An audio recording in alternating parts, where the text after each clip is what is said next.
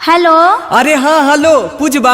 अरे हाँ बोल ने। अरे कहाँ पहुँची गे? अरे बाबू अभी घरे में ही रेडी हो रही हो। हाँ तो लगो है तो लिपस्टिक लगावे के चक्कर में ने हमर प्लान फेल कर दनी। प्लान? अरे तो तोर की प्लान हमरा बता दे। अच्छा तो सुन ले।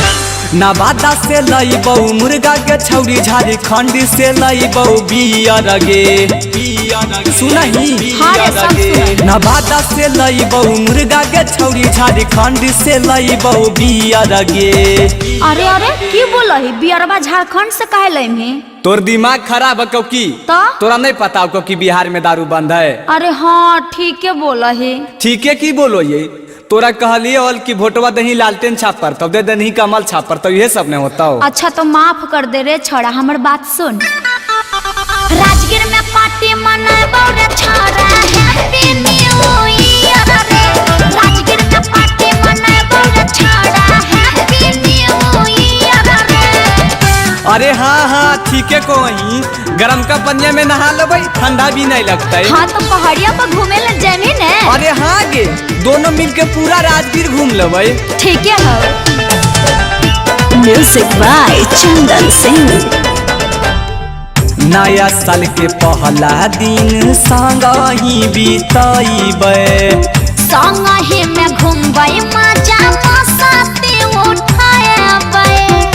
हाँ हाँ बिल्कुल राइट। नया साल के पहला दिन संग ही बीतइबे। संग ही में घूमबे मजा मस्ती उठाएबे। देवो ग्रीटिंग कार्ड लाके सुनो हमारा दियर गे। देवो ग्रीटिंग कार्ड लाके हाँ। सुन हमारा दियर गे। अरे तो ग्रीटिंग कार्डवा महंगा वाला लिए पिछला साल 10 रुपया वाला दे देले हली। अच्छा अबरी पूरे 50 रुपया वाला लाके देबो चिंता मत कर। राजगीर में पार्टी मनाबो रे छोरा हैप्पी न्यू ईयर रे। राजगीर में पार्टी मनाबो रे छोरा हैप्पी न्यू ईयर रे।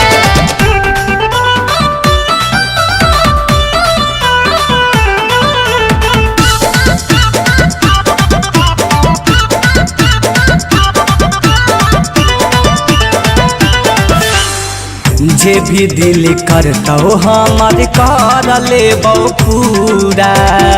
चुम्मा से काम चलाई है छोड़ दी है अधूरा। अच्छा तेज बनही। तब के जे भी दिल करता हमारे कर लेबो पूरा। चुम्मा से काम चलाई है छोड़ दी है अधूरा। अमिताया सिक लल्लू पीयूष रहतो कन्हैया नियर गे। के? अमिताया सिक लल्लू पीयूष रहतो अखिलवा नियर गे। अरे अरे की बोलो ही नियर मतलब नहीं समझ ही हो। मतलब सब लोग आस पास में ही रहता लल्लू कन्हैया खिलवा पीयूषबा सब लोग अपन अपन गर्लफ्रेंड लेके राजगीर गेलक है। अच्छा ऐसन बात है कई। राजगीर में पार्टी मनाबो रे छोरा हैप्पी न्यू